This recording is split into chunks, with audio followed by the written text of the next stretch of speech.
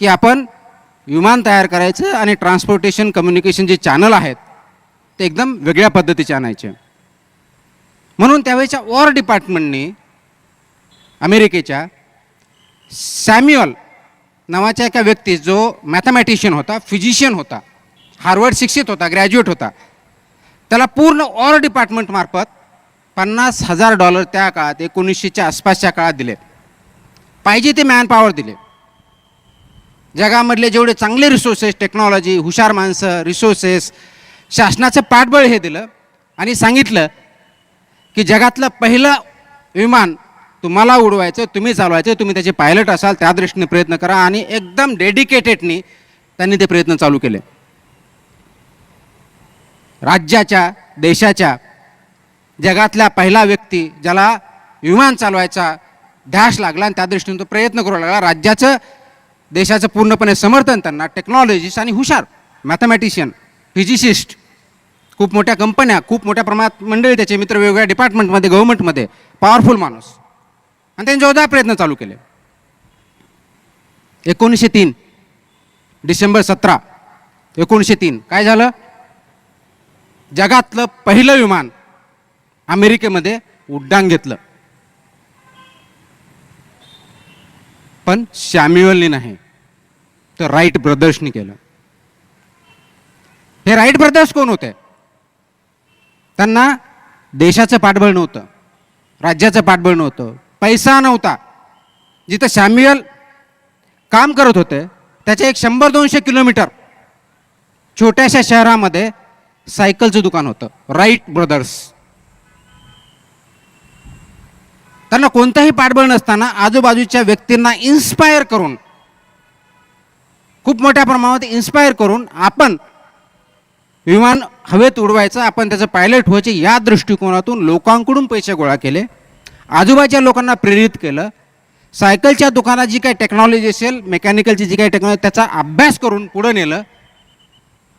आणि कुणाचाही पाठिंबा नसताना एक्सेप्ट त्याचे जे सहकारी होते आणि स्वतःचं जे काही नॉलेज, त्यांनी काही graduate, they are not graduates also, त्याचे सहकारी हे ग्रॅज्युएट नव्हते, बऱ्याच जणांचं शिक्षण काहीही झालेलं नव्हतं. अशांनी डिसेंबर 17, 1903 जगातलं पहिलं विमान उडवलं. आता मी हा प्रसंग आपल्याला का सांगतो? कदाचित आपण म्हणत असाल की ही सांगून आमच्या जीवनामध्ये काय फरक पडणार आहे? तुमच्या जीवनात नाही, प्रत्येकाच्या जीवनात या घटनेचा जर खरोखर विचार केला तर फरक पडू शकतो. सक्सेस होण्यासाठी, एखादी गोष्ट अचीव करण्यासाठी फक्त रिसोर्सेस, फक्त मॅन पॉवर, फक्त शिक्षण, फक्त सुविधा आवश्यकच आहेत असं नाही. त्याशिवायही सक्सेस होता येतं. हे ज्वलंत उदाहरण राईट ब्रदर्सच्या माध्यमातून आपल्यासमोर मी ठेवण्याचा प्रयत्न करतोय.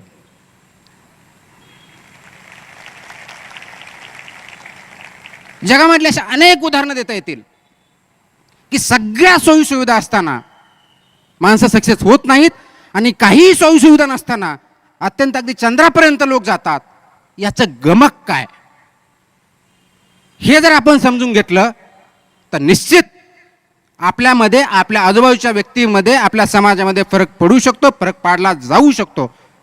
तो आत्मविश्वास आपल्यामध्ये पाहिजे, त्या दृष्टीने विचार करण्याची शक्ती आपल्यामध्ये पाहिजे. आणि फक्त विचार करण्याची शक्ती असून चालत नाही, तर त्या विचारावरती चालण्याची तयारी आपली पाहिजे. तर आणि तरच आपण तो बदल करू शकतो, अन्यथा तो बदल घडू शकत नाही. सॅम्युअलकडे ज्या गोष्टी होत्या, सॅम्युअल लँगली ज्याला म्हणतो, आणि राईट ब्रदर्स, या दोघांमधला एकच फरक होता, फक्त एकच. सॅम्युअल लँगली यांना पूर्ण सोयीसुविधा, उच्च शिक्षित, रिसोर्सेस, USA पूर्ण support, right from president to सगळ्या गोष्टींचा सपोर्ट होता. पण मात्र त्याची टीम आणि ते ही पूर्णपणे आपल्याला हा प्रोजेक्ट करायचा आहे म्हणून कामं करत होते. आणि राईट ब्रदर्स मात्र त्यांचा एक वेगळा उद्देश होता. त्या उद्देशाने ते प्रेरित झाले होते की जगाचा ट्रान्सपोर्ट सिस्टम आणि ट्रान्सपोर्ट अँड कम्युनिकेशन सिस्टम ही बदलून समाजाचा चेहरा बदलायचा, या गोष्टीला प्रेरित होऊन काम करत होते. आणि म्हणून पर्पजफुली आपल्या जीवनामध्ये एखादा जर उद्देश असेल, रिझन असेल, पर्पज असेल, त्या दृष्टीनं झपाटून काम केलं तर आपण कोणतीही अडचण समोर येत नाही त्या अडचणीचं रूपांतर संधीत करतो आणि जिथं फक्त आणि फक्त काहीतरी कारण देऊन आपण काम करतो की ह्या कारणासाठी मी काम करतो, त्यावेळेस निश्चित यश भेटेल अशी गॅरंटी नसते. आणि म्हणून आपल्याला समाजामध्ये बदल घडवायचा जर असेल तर त्याची सुरुवात स्वतःपासून करावी लागेल. इमॅजिन करा, ज्या भूमीवरती आपण आज इथं बसलेलो आहोत, ज्या ठिकाणी राष्ट्रपिता महात्मा गांधी यांचे चरण स्पर्श झाले, ज्या ठिकाणून त्यांनी मूवमेंट पण चालू केल्या, त्यांच्या अगोदर इंडियन नॅशनल मूवमेंटमध्ये खूप मोठ्या प्रमाणावरती खूप कॉन्ट्रीब्युशन करणारे नेते, नॅशनलिस्ट यांनी काम केलं होतं. परंतु मॅस मूवमेंट किंवा लोकांची चळवळ ही सर्वात मोठी जर कुणी केली असेल ती महात्मा गांधी यांनी केली. आणि महात्मा गांधी हे का करू शकले? कारण सर्व नागरिक किंवा सर्व देशवासीय हे महात्मा गांधीसाठी काम करत नव्हते, तर ते स्वतःसाठी आणि स्वतःच्या देशासाठी काम करत होते. म्हणून ती चळवळीत रूपांतर केलं. आणि म्हणून आपल्याला स्वतः जर बदल घडवायचा असेल तर आपल्या विचाराला सुद्धा एका चळवळीचं स्वरूप द्यावं लागेल आणि त्या दृष्टीने आपल्याला काम करावं लागेल. तर आणि तरच आपण बदल घडवू शकतो, अन्यथा बदल घडवू शकत नाही. नाही तर आपण जन्माला येतो, शिक्षण घेतो, नोकरी घेतो, उद्योजक होतो, कुटुंब असतं, मुलांना शिकवतो, आईवडिलांचं चांगलं संगोपन जे शक्य म्हातारपणात ते करतो आणि मरतो. फरक काय? आपल्या देशामध्ये 136 कोटीच्या आसपास आज लोकसंख्या आहे. 136 कोटी जन्माला आले, 136 कोटी मृत्यू पावले. फरक काय पडला? एन्जॉय करण्यासाठी आपल्याला जन्म आलाय का? आपण अनेक प्राण्यापैकी एक प्राणी आहोत, मनुष्य प्राणी आहोत, ज्याला एक वेगळं स्वरूप आहे. फक्त एक प्रश्न स्वतःला विचारा, मी माणूस म्हणून जन्माला का आलो? Why I have born as a human being. कदाचित माझ्या जागी दुसरा कोणी असता, मला माहीत नाही मी जन्माला का आलो. ज्यावेळी जन्माला घातलं त्यावेळेस मला माहीत नव्हतं मी कोण असेल, मी काय होईल. मी जन्माला आलो. तर जन्माला माणसाच्या ज्यावेळी जन्माला आलो त्यावेळेस आपला काहीतरी उद्देश असेल हे गृहीत धरून जर आपण बघितलं तर तो उद्देश काय आहे याचा विचार आपण सर्वांनी केला पाहिजे. स्वतःपुरता केला पाहिजे, आपल्या कुटुंबापुरता केला पाहिजे, समाजाचा केला पाहिजे आणि पर्यायानं देशाचा केला पाहिजे. मी जर मनुष्य म्हणून जन्माला आलो असेल, ज्यावेळेस मी जन्माला येतो आणि ज्यावेळेस मृत्यू पावतो, यामधला अंतर म्हणजे आपलं जीवन आहे. आणि लक्षात घ्या, ज्यावेळेस जन्मतो, मूल जन्माला येतं त्यावेळेस ते रडत असतं. मूल ज्यावेळेस जन्माला येतं त्यावेळेस रडत असताना जर रडत नसेल तर सर्वांना काळजी वाटते की रडत का नाही आहे. आणि ज्यावेळेस मनुष्य मृत्यू पावतो त्यावेळेस सर्वजण रडत असतात, मृत्यू पावणारा व्यक्ती मात्र हसत असतो. लक्षात घ्या, कॉन्ट्रडिक्शन किंवा संयोग किंवा काय आपल्याला इंडिकेट करायचं आहे. ज्यावेळेस जन्माला येतो माणूस त्यावेळेस तो स्वतः रडत असतो, बाकी सर्व हसत असतात. ज्यावेळेस मृत्यू पावत असतो, जो मृत्यू पावणारा व्यक्ती हा हसत असतो, बाकी सर्व रडत असतात. आता याच्यामधलं जे अंतर आहे ते म्हणजे जीवन आणि जीवन प्रवास. आता हे जीवन सार्थ करायचं आहे, व्यर्थ करायचं आहे, अर्थहीन करायचं आहे का आणखी काय करायचं आहे, हे पूर्णपणे प्रत्येक इंडिव्हिज्युअलच्या थॉट आणि ॲक्शनवरती अवलंबून असतं. विचार आणि आचरण ह्या दोनच गोष्टीवरती अवलंबून असतं. आणि म्हणून हे जर आपण ओळखू शकलो नाही तर डेफिनेटली आपण व्यर्थ घालू शकतो. आपण येऊ, जगू आणि मरू. आता आपल्याला माहिती आहे की आज कार्यक्रमाचा ज्यावेळेस आम्ही चर्चा करत होतो त्यावेळेस वेळ 5:30चा ठेवायचा का 7चा ठेवायचा, कारण ऊन खूप असेल. मी म्हटलं ज्यावेळेस आता ऑलरेडी हीट वेव्ह आलेली आहे इंडियामध्ये आणि महाराष्ट्रामध्ये खूप जास्त, त्याच्यात विदर्भात आणखी जास्त आहे, 45 पण 48 डिग्रीपर्यंत. नागरिक कशी येतील? का? Climate change one of the reasons. फक्त तेवढे एकच म्हणत नाही मी. हा क्लायमेट चेंज कुणी आणला? तुम्ही आणि मी. तुम्ही म्हणा मी नाही केलं, दुसरं कोणतरी केलं. म्हणजेच मनुष्य प्राणी, म्हणजे आपले पूर्वज असतील, आपले सहकारी असतील, आपले पुढचे असतील. मग हे जर केलं असेल तर हा क्लायमेट चेंज वर्स्टसाठी आणला. हे कुणी? आपल्यामुळे झालं. मग चांगलं कुणी करायचं? दुसरं कोणी प्लॅनेट येऊन करणार आहे का? नाही आहे. कारण आपण तर अगदी दुसरं प्लॅनेट शोधायला निघालो की आता पृथ्वी जर संपली तर दुसऱ्या कोणत्या प्लॅनेटवरती आपण कॉलनी करून तिथे राहू शकू काय, याचा सगळा रिसर्च चालू आहे. परंतु आपण ज्या प्लॅनेटवर राहतो ते चांगलं करून तिथे चांगलं जीवन जगता येईल का, याचा विचार करत नाही. आता मनुष्य जीवनानंतर मृत्यूनंतर आपण नरक म्हणतो किंवा काय आणखी हेवन्स म्हणतो, कुणी बघितलेलं नाही. हेवनची कल्पना करतो की आपण जाणार, तिथं चांगलं काम केलं तिथं काहीतरी आम्हाला चांगलं भेटणार, वाईट केलं तर वाईटमध्ये जाणार. ह्या सगळ्या गोष्टी इथं आहेत. ह्याच गोष्टी इथं का शोधत नाही आपण, दररोजच्या जीवनामध्ये आपण का शोधत नाही? कारण आपण जे नाही त्याच्याकडे बघत असतो, जे आहे त्याचा सदुपयोग करत नाही. जास्तीत जास्त उपयोग किंवा दुरुपयोग ह्या दोन गोष्टी करतो. आणि जे सदुपयोग करतात ते पुढे जातात. मग तो समाज असेल, व्यक्ती असेल, कुटुंब असेल, शासन असेल, प्रशासन असेल, कोणी असू द्या. उपयोग, दुरुपयोग, सदुपयोग हे जर आपण विचार केला तर हे थॉट प्रोसेसमधून येतं. आणि म्हणून आपल्याला ज्यावेळेस आपण टॉपिक म्हणतो येस यू कॅन, जर राईट ब्रदर्स ज्यांच्याकडे कोणतंही नॉलेज नव्हतं, कोणतीही डिग्री नव्हती, ते जर जगातलं पहिलं विमान उडू शकतात, मग तुम्ही आणि मी जगातला साधा चांगला माणूस बनवू शकत नाही? काय अशक्य आहे? अशक्य फक्त एकच गोष्ट आहे, ती बदलण्याची तयारी तुमच्यात आणि माझ्यात असली पाहिजे, तर आणि तर शक्य. आपण दुसऱ्याकडून एक्सपेक्ट करतो की त्यांनी चांगलं वागावं, मी नाही वागणार, मी कशामुळे वागू, त्यांनी अगोदर सुरू केलं. तर मुळामध्ये बदलण्याची तयारी, स्टेटस कोला चॅलेंज करण्याची तयारी, क्वेश्चन करण्याची तयारी ही आपल्या विचारापासून सुरू झाली पाहिजे. जोपर्यंत तुमचे विचार बदलणार नाहीत तोपर्यंत आचरण येण्याचा प्रश्नच येत नाही.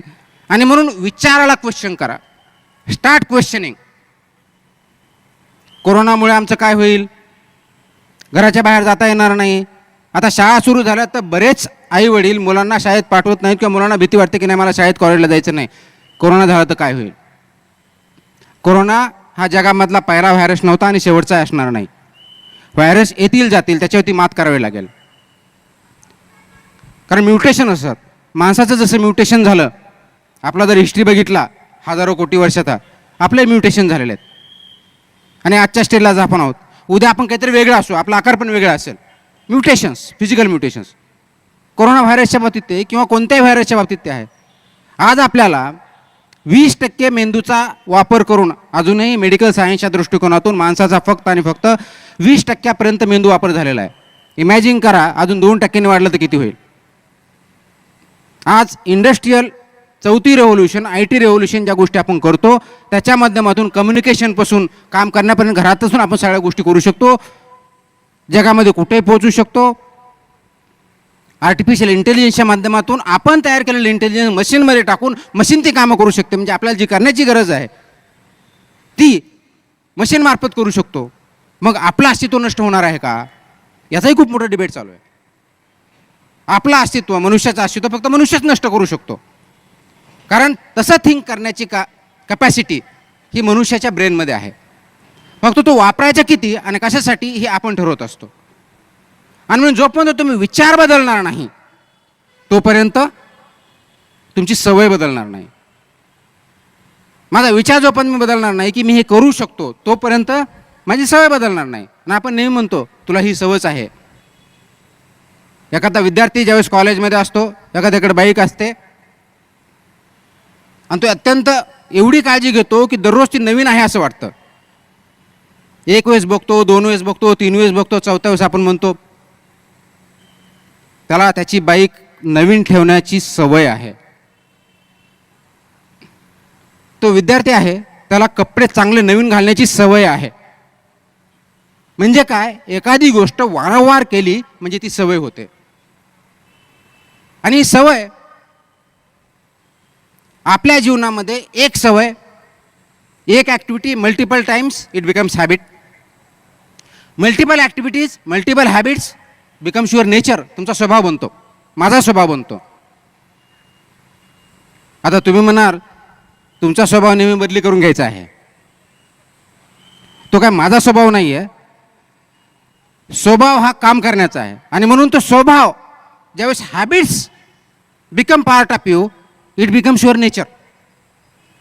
मग आपलं नेचर चांगलं का वाईट हे कशावरून ठरवायचं? फक्त स्वतः नाही ठरवायचं, त्याला फीडबॅक लूप म्हणतात. पण तो आईवडिलांकडून फीडबॅक येत असेल, मित्रांकडून येत असेल, आपल्या नातेवाईकांकडून येत असेल, कॉलेजला टीचरमधून येत असेल, समाजामधून येत असेल, तो फीडबॅक असतो. त्याच्या माध्यमातून आपल्याला कळतं. आणि नॉट फक्त तोंडावरच नाही, तर पाठीमागून ज्याला आपण फीडबॅक म्हणतो 360 डिग्री, तो फीडबॅक जो येतो त्याच्या आधारे आपण ठरवायचं की त्यांना आपण कसे वाटतो, दुसऱ्यांना आपण कसे वाटतो. कारण स्वतःबद्दल वाईट कधीच वाटत नसतं. कारण मी ग्रेट आहे, माझ्यासारखा दुसऱ्या जगात कोणीच नाही आहे, ही आपली भावना असतेच. आणि नॉट नेसेसरीली खरी असते. तर दुसऱ्याकडून जो फीडबॅक येतो त्याच्या आधारे आपल्याला कळतं की आपला स्वभाव कसा. आणि ह्या जर स्वभाव एक गोष्टीच्या बाबतीत, दुसऱ्या गोष्टीच्या बाबतीत, घरात राहण्याच्या बाबतीत, वागण्याच्या बाबतीत, काम करण्याच्या बाबतीत, हे मल्टिपल ज्यावेळेस होत राहतात, जो स्वभाव होतो, जो नेचर होतं, अल्टिमेटली ते आपलं कल्चर होतं किंवा त्याला आपण संस्कृती म्हणतो. आम्ही ऑफिसमध्ये वर्क कल्चर म्हणतो, भारतीय संस्कृती म्हणतो. म्हणजे नेमकं काय? भारतीय संस्कृती काय ॲबस्ट्रॅक्ट संकल्पना नाही आहे, ही जी दिसत नाही असं नाही. संस्कृती ही लिव्हिंग आहे, ती ज्वलंत असते तुमच्यात माझ्यात. कशातून दिसते? माझ्या बोलण्यातून, चालण्यातून, वागण्यातून, काम करण्यातून ही संस्कृती रिफ्लेक्ट होत असते. मग तुम्ही ज्यावेळेस वागता, बोलता, चालता, त्यावेळेस ती तुमची संस्कृती म्हणजे तुमचा स्वभाव, म्हणजे तुमच्या हॅबिट्स, म्हणजेच तुमचे थॉट्स रिफ्लेक्ट होत असतात. आणि म्हणून ज्यावेळेस एखाद्या व्यक्तीबद्दल आपण बोलतो, अरे त्याची आई जी आहे ना खूपच गेलं की जेवल्याशिवाय सोडत नाही, तिचा स्वभाव आहे. अरे तो अधिकारी ना खूप भांडखोर आहे, स्वभाव नाही, त्याचं ते स्वभावच आहे, त्याचं कल्चरच ते आहे. म्हणजे नेमकं काय?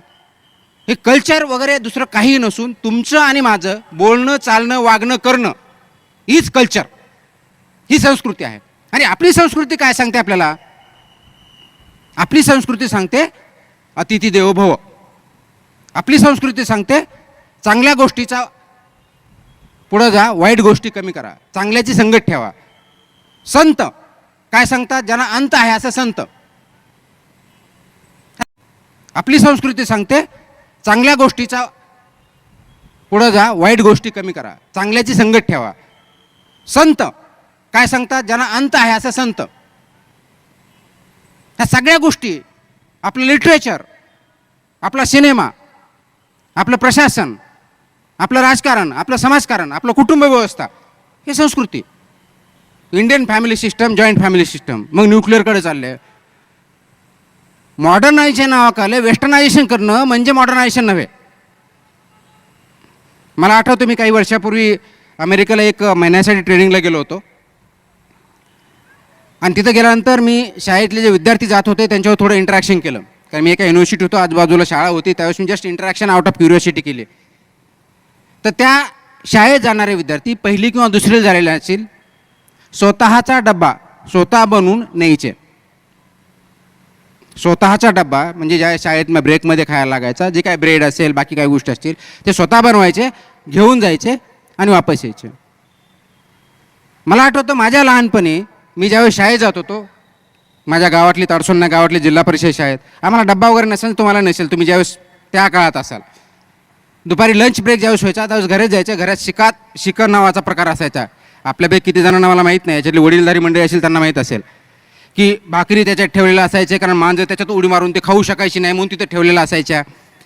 खाली भाजी चुलीवर कुठतरी ठेवलेली असायची, त्याला कालवण म्हणायचं. मग ते घ्यायचं, काढायचं, खायचं, ताट धुवायचं आणि मग परत जायचं. ही सिस्टम होती. आज तेच आपल्या मुलांना म्हटलं की तुमचा सकाळचा डबा फक्त तुम्ही भरून न्या, तर भरता येतो का? बहुतेक जणांना नाही. आणि जबाबदार कोण? मुलं? निश्चितच नाही. कारण आपल्या मुलांना खूप चांगली लाईफस्टाईल द्यायची म्हणून आपण त्यांना डब्बा भरून पण देतो, तोंडात खाऊ पण घालतो की बळच खा. आणि अमेरिकेनं आपलं कल्चर की त्यांना सेल्फ सफिशियंट करावं, लाईफ स्किल्स शिकवाव्यात म्हणून त्यांना डब्बा स्वतः बनवायचं शिकलं. याला कोणता प्रवास म्हणायचा? मॉडर्नायझेशन करणं म्हणायचं का wastage of time and energy म्हणायचं? अंधानुकरण करणं म्हणजे मॉडर्नायझेशन नव्हे. मोबाईल फोन वापरता आला म्हणजे मॉडर्न नव्हे. टेक्नॉलॉजी माणसासाठी आहे, माणूस टेक्नॉलॉजीसाठी नाही आहे. इन्स्ट्रुमेंटच्या जगामध्ये आलेले जी टेक्नॉलॉजी आली त्याचा वापर हा मनुष्याच्या उत्कर्षासाठी करायचा आहे, योग्य मार्गाने जाण्यासाठी करायचा आहे. मला आठवतं की ज्यावेळेस मोबाईल फोन नव्हते, म्हणजे 2000 नंतर मोबाईल फोनची रेव्होल्युशन इंडियामध्ये सुरू झाली. त्याच्या अगोदर लँडलाईन असायच्या आणि लँडलाईन भेटण्यासाठी महिने ॲप्लिकेशन करून वेटिंग करावं लागायचं. BSNLच्या ऑफिसला जावं लागायचं. 6-6 महिने, 1-1 वर्ष, 2-2 वर्ष पाठीमागा लावून मग नंबर भेटायचा. नंबर ज्यावेळेस भेटला त्यावेळेस 8 दिवसानंतर त्या ज्याच्याकडे फोन नंबर असायचा त्याला कधी डायरी लागायची नाही की डायरीमध्ये कोणाचं नाव आहे त्याचा नंबर, तोंडपाठ असायचे. तोंडपाठ, याला नंबर लाव, कट लावला. आज तुम्हाला जर इथं जर प्रश्न विचारला मी की तुमचा स्वतःचा सेल फोन नंबर सांगा तर तुम्ही विचार कराल, बाकीच्यांचा नाही, स्वतःचा. का? कारण मला अनेक दिवसानंतर कोणतरी विचारलं तर मला विचार करावा लागतो माझा सेल फोन नंबर काय, हा आहे का तो आहे. म्हणजे टेक्नॉलॉजी चुकली का? नाही. ज्यावेळेस लँडलाईन होता त्यावेळेस त्याच्यामध्ये मोबाईल नंबर ठेवण्याची, नाव ठेवण्याची सुविधा नव्हती, म्हणून ज्यांनी टेक्नॉलॉजी डेव्हलप केली त्याच्यामध्ये ते फीचर्स आणले. नंतर स्मार्टफोन आणला. आता तर टच, गो, तुमचं काय अलेक्सापासून सगळ्या गोष्टी आहेत. याचा वापर कसे ठेवायला पाहिजे की बाबांनो, तुमचा मेंदू जो आहे, जे डोकं आहे, त्याचा वापर स्टोरेज ऑफ मेमरी म्हणून करू नका. त्यासाठी ते कार्ड आहे मोबाईलमध्ये दिलेलं, त्याच्यात ते नंबर स्टोअर करा. पण त्याची जी रिकामी झालेली जागा आहे त्याचा सदुपयोग करा. आपण काय करतो? व्हॉट्सअपवरती चॅट करत बसतो बिनकामाची 90% ऑफ द टाईम. म्हणजे व्हॉट्सअपचा सर्वात जास्त बिझनेस कुठं चालत असेल तर इंडियामध्ये गुड मॉर्निंग, गुड इव्हिनिंग याच्यावरतीच चालतो. टेक्नॉलॉजीचा वापर योग्य की अयोग्य, उपयोग का सदुपयोग का दुरुपयोग. कुणी त्याच्या बॉस तयार केलं तर मी मान्य करेल उपयोग केला. घरामध्ये मुलं आहेत, बिजी आहे, मला टी व्ही बघायचा आहे, मुलगा ऐकत नाही, मोबाईल दिला, खेळ त्याच्यावरती, मी टी व्ही बघतोय. उपयोग का दुरुपयोग? मला जर मोबाईल दिला तर मला आत्ता कोणाचे नंबर आठवत नाहीत, पण मला त्याची काळजी नाही, कारण स्टोरेजसाठी मेमरी कार्ड दिलेलं आहे, म्हणून त्याची मेमरी कार्ड वाढवून त्याची कॅपॅसिटी वाढवलेली आहे. पण तो वेळ मी कशासाठी वापरतो? तर कदाचित मी काहीतरी मोबाईलवरून नॉलेज गेन करेल, काही मॅगझिन्स ऑनलाईन वाचेल, पुस्तक काहीतरी वाचेल जे मला कॅरी करण्याची गरज नाही, ज्याच्यामुळे मला काम, गाडीत चालताना मला काही काम करता येईल, एमर्जन्सीमध्ये कम्युनिकेशन करता येईल. यासाठी वापर व्हायला पाहिजे, दाखवण्यासाठी नव्हे किंवा दुरुपयोग करण्यासाठी नव्हे. आणि म्हणून जशी टेक्नॉलॉजी वाढत गेली, जसं आपला हा IT रेव्होल्युशन, ज्याला 4th इंडस्ट्रियल रेव्होल्युशन म्हणतो, ती आली. त्याचा उपयोग विद्यार्थ्यांच्या दृष्टिकोनातून, बरेच इथं विद्यार्थी आहेत, काही शिक्षक आहेत, पालक आहेत. मी ज्यावेळेस अभ्यास करत होते, कलेक्टर मॅडम आहे तिथे, त्या ज्यावेळेस अभ्यास करत होत्या, पर्टिक्युलरली मी ग्रॅज्युएट 1990s मधला, म्हणजे 96चा मी ग्रॅज्युएट आहे आणि मी BA आहे. मी काही हुशार नव्हतो, ॲव्हरेज मुलगा आहे. नंतर MA केलं राज्यशास्त्रामध्ये आणि UPSCची परीक्षा द्यायला लागलो. त्यावेळेस मला अजून आठवतं की मला एखाद्या चॅप्टरवरती काही माहिती भेटत नसेल तर मला पुस्तक शोधावं लागायचे. ते पुस्तक कोणतं त्यासाठी शिक्षकाला विचारायला लागायचं, प्राध्यापकाला विचारायला लागायचं, आणि त्याच्यातून भेटलं तर मग ते विकत घ्यायचं का कोणत्या लायब्ररीत जायचं. मग इथं भेटतं का युनिव्हर्सिटीच्या लायब्ररीत भेटतं का कोणाकडून बघायचं, कोणाकडून झेरॉक्स करून आणायचं. हा सगळा उपद्व्याप करावा लागायचा. का? तुमच्याकडे एक पुस्तक किंवा माहिती पाहिजे यासाठी. राईट? आज माझ्या मुलाला विचारलं की व्हॉट इज दिस, मोबाईल काढतो गुगलवरती करून शोधून सांगतो दिस इज इट. मी त्याला म्हणलो गुगलवरती का बघतो? Why should I remember? Google has everything, so why should I bother to remember the things. म्हणजे एखादी गोष्ट फॅक्च्युअल मी का साठवून ठेवू, त्यासाठी गुगल आहे. एक्स्ट्रीम केस, माहिती तिथं आहे, ती करण्यासाठी जो काही वेळ लागेल आणि ते प्रोसेस करण्यासाठी जो काही वेळ लागेल, ती सगळी माहिती मला आवश्यकची गरज नाही आहे. मला आवश्यक असलेली गोष्टी मला माहिती पाहिजे. म्हणून आज इन्फॉर्मेशन फ्लडिंग झालं आहे, इन्फॉर्मेशन फ्लड झालं आहे. गुगलच्या माध्यमातून, इंटरनेटच्या माध्यमातून, पुस्तकाच्या माध्यमातून असेल. आपल्याला प्रश्न पडला what to choose, right or wrong, योग्य काय? कारण गुगलवर 2 शब्द, फक्त एक सिलेबल वेगळं करा, तुम्हाला वेगळी माहिती भेटेल. आणि गुगलची माहिती किंवा कोणतीही माहिती म्हणजे ती 100% फॅक्च्युअलच असेल असं नाही, ओपिनियन असू शकतात, ओपिनियन असू शकतात. म्हणून इन्फॉर्मेशन एजमध्ये ज्यावेळेस IT इन्फॉर्मेशन किंवा इंडस्ट्रियल रेव्होल्युशन आपण ज्यावेळेस म्हणतो, ही इन्फॉर्मेशन प्रोसेसिंग करण्याची कॅपॅसिटी जी आपल्यामध्ये आहे, आपला जो चिप आहे डोक्यामध्ये ठेवलेला, त्या चिपचा वापर करतो की नाही. कारण आपल्याला ज्ञानेंद्रिय दिलेले आहेत, आपल्याला माहिती आहेत, ते मी परत सांगत नाही आपल्याला किती ज्ञानेंद्रिय कोणते.